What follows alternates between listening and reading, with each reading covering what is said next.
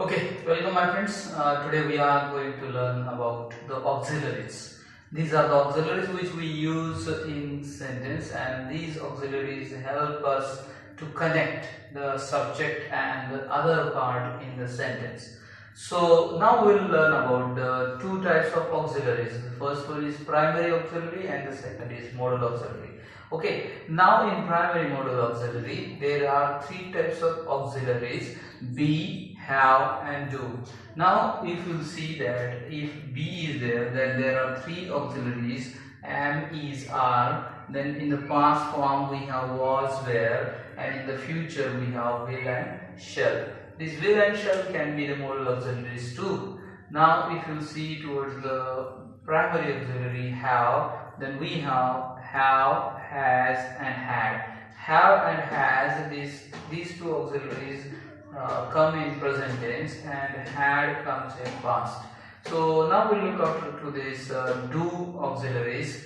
Do does comes in present and did comes in past. If you have a look towards this modal auxiliaries, there is a list of modal auxiliaries: can, could, may, might, should or would. These are the modal auxiliaries. Now in the next we'll see how to use these auxiliaries in sentence, or what kind of status they have in a sentence. We are going to learn about the use of be. Okay, the first use is that we use be as a linking verb. Now what is linking verb? Here I have used the verb form of be, that is. Okay, as you have seen, that is primary modal auxiliary. And is, are. Okay, Pramod is a doctor. Now Pramod is a doctor means what? This is help us to connect Pramod and a doctor. These two parts are going to be connected with the helping verb auxiliary, that is. Now the second is exist. If something exists in somewhere, then we are going to use these prime modal auxiliaries. Okay. Now there is a man in the house. This is the sentence. There is a man in the house. Here also we have used is as the to be's form, and the last in this, to give order. If you want to give order, then you have to use be. How? The example is there: be quiet, be a good boy. So like this you can use be form in the. Okay. Now we are here to learn about the second part of use of be, that is be as a helping verb. Now when be comes as a helping verb, it comes in tenses. There are different types of tenses. 12 types of tenses are there. We'll come to know in my another videos. And here some of the examples we are taking for using be as the helping verb. Now in first sentence, here helping verb is am, which is the form of be. Then I am a boy. Here we are using continuous tense. I am writing a novel. Here again we are using continuous tense. They are going out. Here we are using past continuous tense. We were coming. Here are our be forms of auxiliary, or we can say be as a helping verb in tenses. And the last sentence is she was eating pizza. Here we have taken some simple present tenses and some present and past continuous tenses. Here is the second use of be as auxiliary, but in passive voice. When you have active voice in continuous present tense and you want to change it into passive voice, whether it will be in continuous present or in continuous past, then we have to use the form of be in the form of being. This is the form of be, but in the form of continuous tense. Now how is it used? I was being told by him. This is the passive form of continuous tenses. The dinner is being cooked. They were being questioned. Now this is the next use of be, that is with the past participle. When we use it into passive voice, then we have to use it with the past participle. As here are some examples. I have written the be form with past participle. These are the past participle which are with arrows. These are the past participles, past participle, and as we can say, it is verb's third form, which comes in passive voice or in some of the tenses, but we are looking after the passive voice, use of be form with past participle in the passive voice. He is treated well. I am sent. You were rewarded. Here we have not used any other form, but only past participle is accepted. We can use be for to tell the body's condition or mental condition as like this. I am ill. Here we are telling the condition of our body. Now here I am fine. This is mental condition. Okay. To tell the age, if you will be asked a question, how old are you? Then here also we are using the form of be, that is are. You can answer like this: I am 6 years of.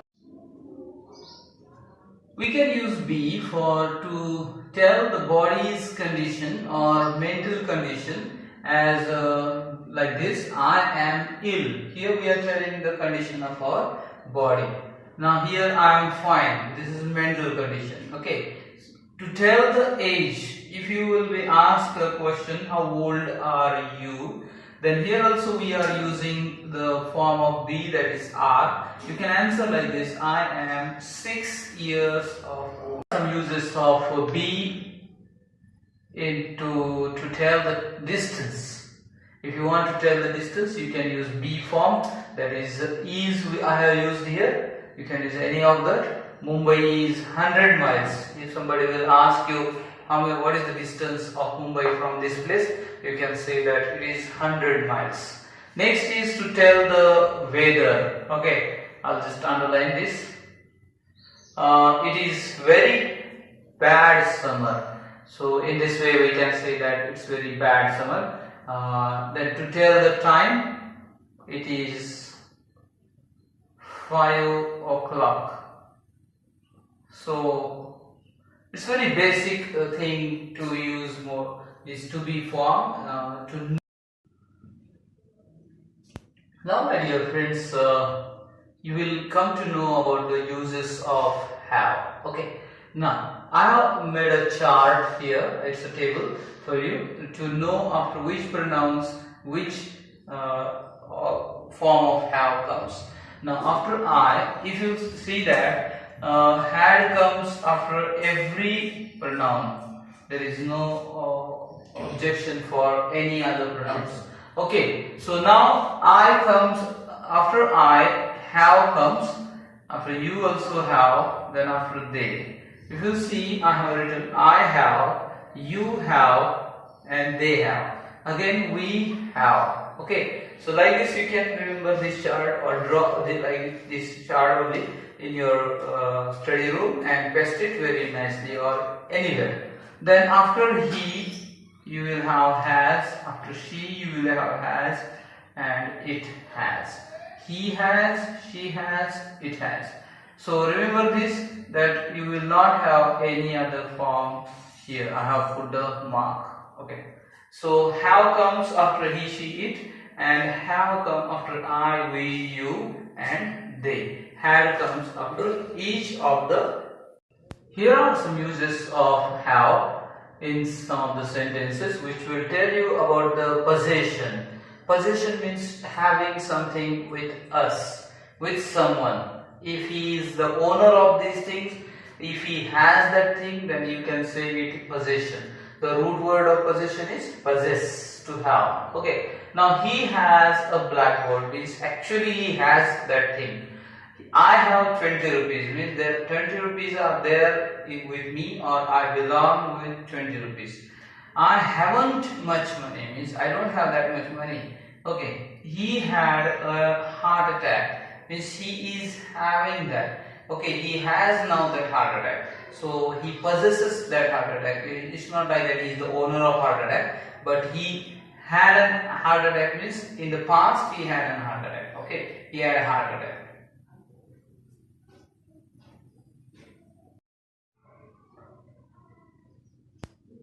Here are some more uses of have. The first one is with some of while making some of the phrases. Okay, if you want to give some, if you want to wish someone, then you can say like this: have a fun, have a good time, have a party. Okay, like this we can say. But we can use have with past participle also. As you know that we have seen that past participle means our verb's third form, which we use in tenses or in passive voice. But you can use past participle with have, has or had. So I have written it. Instead of I have, I can write had too. I had written it. We have given it to him. This is the past participle, and these are our have form of.